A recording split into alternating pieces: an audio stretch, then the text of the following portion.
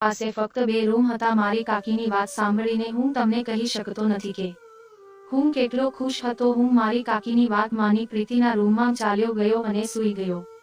પ્રીતિ પણ સૂઈ રહી હતી અને હું પણ તેની બાજુમાં સૂઈ ગયો. અડધી રાત થઈ તો મેં પ્રીતિ પર હાથ ફેરવવાનું શરૂ કર્યું. પ્રીતિ પણ જાગી રહી હતી પરંતુ તેણે મને કશું કહ્યું નહીં. પ્રીતિ પણ આ જ ઈચ્છે છે. તે મારી કાકીની નાની બહેન ખૂબ જ સુંદર હતી, પણ મને તેને સુંદર કહેવામાં ખૂબ જ શરમ આવતી હતી કારણ કે મને ડર હતો કે જો મેં તેને આવું કહ્યું તો તે કાકીને કહી દે. આજ સુધી મેં કાકીની બહેનને આ રીતે વાતો કહી ન હતી. અમારું સંયુક્ત કુટુંબ હતું. મારા પિતા અને કાકા ખેતીનું કામ કરતા હતા અને તેઓ મોટે ભાગે ખેતરમાં રહેતા હતા. મારી કાકી અને મારી માતા ઘરે રહેતા હતા. મારી કાકીને એક પુત્ર હતો જે લગભગ 6 વર્ષનો હતો. મારી કાકીને 2 બહેનો હતી. કાકી 28 વર્ષની હતી અને તેની નાની બહેન લગભગ 24 વર્ષની હતી. કાકીની બહેન પર તો હું કાકાના લગ્નના દિવસે મારું હૃદય ગુમાવી બેઠો હતો. અમે સાંજે ખોરાક ખાતા હતા તે જ સમયે કાકીએ મને કહ્યું કે રાજુનો જન્મદિવસ છે અને તેની માસી અહીં આવવાની છે. બસ કોઈ તેને લઈ આવે. મેં મારી કાકીને પૂછ્યું કે કાકી તમારા પરિવારમાંથી પણ કોઈક આવવાનું છે? કાકીએ કહ્યું કે ના, બાપાની તબિયત સારી નથી તેથી મામ તેમને છોડીને આવી શકે નહીં. પરંતુ મારી નાની બહેને કહ્યું કે મારે એકમાત્ર ભાણેજનો જન્મદિવસ છે તો હું ચોક્કસ આવીશ. જ્યારે તે બસ સ્ટેન્ડ પર આવશે ત્યારે તમે તેને લાવો. મેં તેમને તમારો નંબર આપ્યો છે. તે તમને બસ સ્ટેન્ડ પર આવીને બોલાવશે. હું તમને કહી શકતો નથી મિત્રો કે તે સમયે હું કેટલો ખુશ અનુભવ રહ્યો હતો. હું ઝડપથી ખાઈ અને મારા રૂમમાં ગયો. મારો પોતાનો સુંદર પેન્ટ શર્ટ કાઢીને ઇસ્ત્રી કરવાનું શરૂ કર્યું કારણ કે આજે હું કાકીની બહેનને આકર્ષિત કરવાનો હતો. હું તેને લાંબા સમયથી પસંદ કરતો હતો પરંતુ મને ખબર નહોતી કે તે મને પસંદ કરે છે કે નહીં. કે મેં તેને ક્યારેય તેના વિશે પૂછ્યું નહીં કારણ કે મારી અંદર આટલી હિંમત ન હતી. પછી હું આતુરતાથી તેના કોલની રાહ જોતો હતો. હું ઈચ્છતો હતો કે તે મને ઝડપથી બોલાવે અને હું ભાગતો તેની પાસે જઉં અને ગળે લગાવું. પરંતુ ગળે લગાડવું હું ફક્ત મારા સપનામાં જ વિચારી શકું છું. ખરેખર હું કંઈ કરી શકતો નહીં. મેં ઝડપથી મારા કપડાં ઇસ્ત્રી કર્યા અને બાથરૂમમાં સ્નાન કરવા ગયો. આમ તો હું મારો ફોન બાથરૂમની બહાર રાખતો હતો પરંતુ આજે હું એટલો ખુશ હતો કે હું મારો ફોન બાથરૂમમાં જ લઈ ગયો કારણ કે મને ડર હતો કે જો તેને મને ફોન કર્યો અને મારો ફોન મારી પાસે ન હોય તો તે ગુસ્સે ન થાય અને ફોન કરી અને કાકીને ના કહે. તેથી જ મેં ફોનને બાથરૂમમાં લીધો. હું ઝડપથી સ્નાન કર્યા પછી કપડાં પહેરીને બહાર આવ્યો. આજે મેં એક મોંઘો પરફ્યુમ લગાવ્યો હતો જેનો ઉપયોગ મેં એકવાર પણ કર્યો ન હતો. મારા જન્મદિવસ પર તે પરફ્યુમ મને મારા મિત્રએ ભેટમાં આપ્યું હતું જે મેં આજે કાકીની બહેન માટે લગાવ્યું હતું કારણ કે કાકીની બહેન મારા માટે ખાસ હતી. પરંતુ તેની સાથે ક્યારેય મેં વાત કરી ન હતી પણ આજે મને તેની સાથે વાત કરવાનો મોકો મળવાનો હતો. હું પૂરી રીતે તૈયાર હતો જ્યારે મને નવા નંબર પરથી ફોન આવ્યો. હું જાણતો હતો કે આ નંબર કોનો છે કારણ કે કાકીની બહેન સિવાય કોઈ મને ફોન કરી શકે નહીં. તેથી મેં ઝડપથી ફોન ઉપાડ્યો. જલ્દીથી મેં કહ્યું હેલો. આગળથી એક મીઠો અવાજ સાંભળીને હું સમજી ગયો કે તે ખરેખર કાકીની બહેન હતી. તેણે કહ્યું તમે સમીર બોલી રહ્યા છો? મેં કહ્યું હા. તેણે કહ્યું હું સ્ટેન્ડ પર આવી ગઈ છું, તમે આવો અને મને લઈ જાઓ. આ સાંભળીને મને ખબર નથી કે મને શું થયું. મેં કહ્યું તમે રાહ જુઓ, હું હમણાં જ થોડા સમયમાં આવું છું. તેણે કહ્યું ઠીક છે. આ કહીને તેણે ફોનને બંધ કરી દીધો. મેં પરફ્યુમ તો પહેલેથી જ લગાવી લીધું હતું પરંતુ મેં ફરીથી પરફ્યુમ છાંટ્યું અને ઝડપથી ચાવી લીધી અને ખુશીથી કાકીની બહેનને લેવા ગયો. મને ખૂબ આનંદ થઈ રહ્યો હતો કારણ કે આજે ઘણા સમય પછી તેની બહેનને જોવાનો હતો. કાકીના લગ્ન પછી હું હોસ્ટેલના અભ્યાસ માટે બીજા શહેરમાં ગયો અને ત્યાંથી હું ઘણા વર્ષો પછી ઘરે આવ્યો. આને કારણે હું તેને મળી શક્યો નહીં અને ના અમે એકબીજાનો નંબર લીધો હતો જેથી અમે ફોન પર વાત કરી શકીએ. આના કારણે હું ખૂબ ખુશ હતો. તે સમયે મારી ખુશીની કોઈ સીમા ન હતી. જ્યારે હું બસ સ્ટેન્ડ પર પહોંચ્યો તો મારી કાકીની બહેનને જોયા પછી મારું મન તો અલગ જ વિચારમાં ખોવાઈ ગયું કારણ કે તે એટલી સુંદર દેખાતી હતી કે હું કહી શકતો નહીં. તેની કટ બહુ મસ્ત હતી. તે ખૂબ સુંદર દેખાતી હતી. તેની કમર એકદમ પતલી હતી. તેણે લાલ ડ્રેસ પહેર્યો હતો જેમાં તે આગ લાગી રહી હતી. તેને તો મારા હોશ ઉડાવી દીધા હતા. હું તેની તરફ જોતો રહ્યો. તે દૂધથી પણ સફેદ હતી. મેં ક્યારેય આટલી સુંદર છોકરી જોઈ ન હતી. હું તેની પાસે ગયો અને તેની બેગ પકડી અને તેને બાઇક પર બેસવાનું કહ્યું. મેં તેનો સામાન મારી સામે મૂક્યો અને થોડો પાછળ ખસ્યો અને તે મારી પાછળ બેઠી. હું જાણી જોઈને વારંવાર બ્રેક લગાવી રહ્યો હતો જેથી તે મને સ્પર્શ કરે, કારણ કે હું તેને સ્પર્શ કરી શકતો ન હતો. હું તેને બાઇકના કાચમાંથી જોઈ રહ્યો હતો. કદાચ તેને પણ આ જોયું હતું. જ્યારે હું તેને લાવવા ખૂબ જ ઝડપથી ગયો હતો, પરંતુ હવે હું બાઇકને એટલી ધીરે ધીરે ચલાવી રહ્યો હતો કે જો કોઈ મારી સાથે ચાલીને આવ્યું હોત તો તે પહેલા પહોંચી ગયું હોત. તેને પણ આ અનુભવ્યું અને આખરે તેણે મને કહ્યું કે આથી તો હું ચાલીને જાત.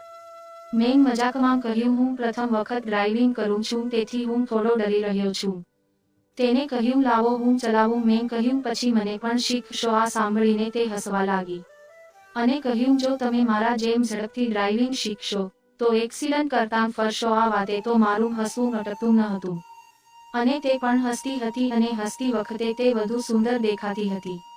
મેં કહ્યું, તમારું સ્મિત ખૂબ જ સુંદર છે. મારા શબ્દો સાંભળીને તે શરમાવા લાગી.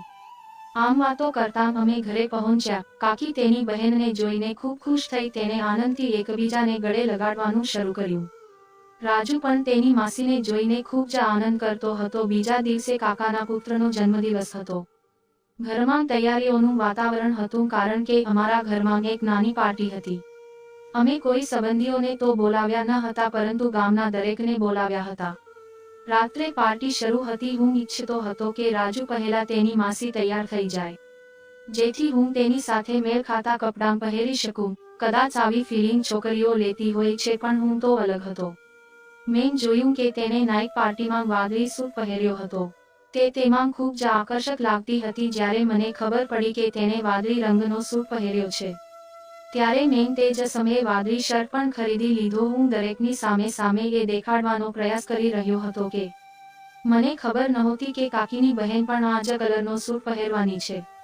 બધાએ આ વાત બહુ નોટિસ ન કરી, કારણ કે બધા પાર્ટીમાં વ્યસ્ત હતા. પરંતુ કાકીની બહેન આ વાતને ખૂબ ગંભીરતાથી લઈ લીધી હતી. પાર્ટીની વ્યવસ્થા ખૂબ સારી રીતે કરવામાં આવી હતી. રાત્રે બપોર વાગે પાર્ટી સમાપ્ત થઈ અને રાત્રે ભોજન કર્યા પછી દરેક તેમના ઘરે ગયા. રાત્રે રાજુ મારી પાસે સૂઈ ગયો, કારણ કે તે શરૂઆતથી જ મારી સાથે રહેતો હતો અને હવે તેને મારી સાથે સૂવાની ટેવ હતી. હું મારા રૂમમાં એકલો સૂતો હતો, તેથી જ મેં તેને મારી સાથે સૂવા લીધો હતો. હું તેને ખૂબ જ પ્રેમ કરતો હતો, પરંતુ આજે તે જીદ કરી રહ્યો હતો કે હું મારી માસી સાથે સૂઈશ. મેં કહ્યું, કાકી કોઈ વાંધો નહીં, તેને તેની માસી સાથે સૂવા દો. હું બહાર આંગણામાં સૂઈ જઈશ. આ પછી રાજુ મારા પલંગ પર તેની માસી સાથે સૂઈ ગયો અને હું બહાર આંગણામાં સૂઈ ગયો, પરંતુ બહાર તો ખૂબ જ ઠંડી હતી. તેમ છતાં મેં વિચાર્યું કે હું તેમને ખલેલ પહોંચાડીશ નહીં, તે આરામથી સૂઈ જાય.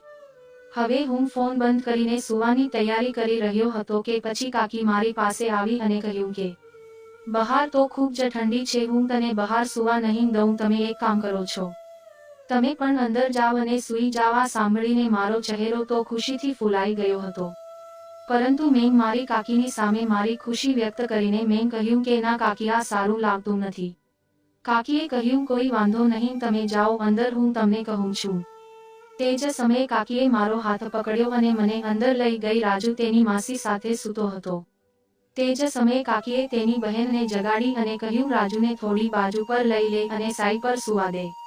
મેં જોયું કે તે ઠંડીમાં ધ્રુજે છે. તે તેના ભાણેજને થોડી દૂર લઈ ગઈ અને હવે હું પલંગના ખૂણામાં સૂઈ ગયો.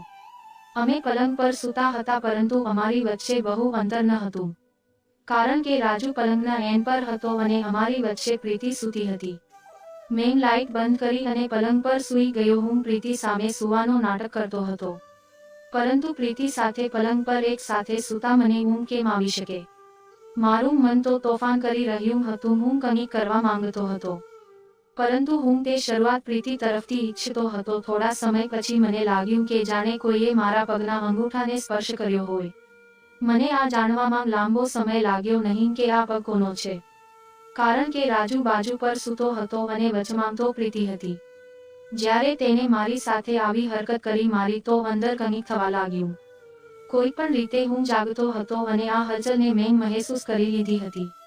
મેં જોયું કે કોઈ વારંવાર મારા પગના અંગૂઠાને સ્પર્શ કરે છે. મને તે ખૂબ સારું લાગ્યું. તે સમયે મારા આખા શરીરમાં આગ લાગી ગઈ હતી. મેં જાણી જોઈને સૂવાનું ઢોંગ કરવાનું શરૂ કર્યું. પછી મેં મારી લાગણીઓ પર કાબૂ રાખીને પ્રીતિની ચાદર પર ઝડપથી હાથ મૂકી દીધો. મેં મારો હાથ તેની ચાદર પર એવી રીતે મૂક્યો કે તેને લાગે કે હું ઊંઘમાં આ બધું કરી રહ્યો છું. જે રીતે તે મારા પગને સ્પર્શ કરી રહી હતી મને ખબર હતી તે સૂતી નથી પણ જાગે છે. મેં ધીમે ધીમે તેનો હાથ ક્યાં હતો તે સમજવાનો પ્રયત્ન કર્યો અને ટૂંક સમયમાં જ મને તેનો હાથ મળી ગયું. હું પહેલી હરકત તેની પાસે કરાવવા માંગતો હતો.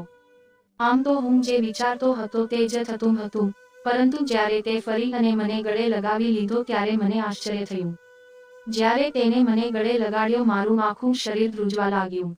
હું કહી શકતો નથી કે તે સમયે મેં મારી લાગણીઓને કેવી રીતે નિયંત્રિત કરી. આમ તો હું પણ એક છોકરો હતો, પરંતુ મારે મારી લાગણીઓને નિયંત્રણમાં રાખવી પડે તેમ હતી. કદાચ હવે તે પણ તેની લાગણીઓને કાબૂમાં કરી શકતી ન હતી અને તે એવી હરકત કરી બેઠી જેના કારણે મેં પણ હોશ ગુમાવી દીધા. મને ખૂબ જ ખુશી મળી રહી હતી અને પ્રીતિ પણ ખૂબ ખુશ હતી. અમે આખી રાત સાથે સૂતા રહ્યા. બીજા દિવસે તેને તેના ઘરે જવું હતું. એક અઠવાડિયા પછી તે તેના ઘરે ચાલી ગઈ. અમારા જીવનમાં તે એક અઠવાડિયાને ભૂલી શકતો નથી, કારણ કે આ અઠવાડિયે તેને મને ખૂબ આનંદ આપ્યો, જે હું ક્યારેય ભૂલી શકતો નથી. જે દિવસે મને નોકરી મળી તે દિવસે હું ખૂબ જ ખુશ હતો, કારણ કે હું મારી કાકીની બહેન સાથે લગ્ન વિશે વાત કરવા વિશે વિચારતો હતો. એક દિવસ મેં મારી કાકીને કહ્યું, કાકી, હું તમારી બહેનને ખૂબ જ પ્રેમ કરું છું અને તેની સાથે લગ્ન કરવા માંગુ છું. મારી કાકીને આ અંગે કોઈ વાંધો ન હતો, કારણ કે મને સારી નોકરી મળી ગઈ હતી અને મારો પગાર પણ ખૂબ સારો હતો. કાકીએ તેના ઘરે વાત કરી અને તે પણ માની ગયા. હવે 1 મહિના પછી અમારા લગ્ન છે. અમે બંને ખૂબ ખુશ છીએ અને હવે અમે વધુ મજા કરીએ છીએ. મિત્રો, આશા છે કે તમને આ વાર્તા ગમી હશે. તો વિડીયોને લાઈક કરો અને ચેનલને સબસ્ક્રાઇબ કરો. આભાર.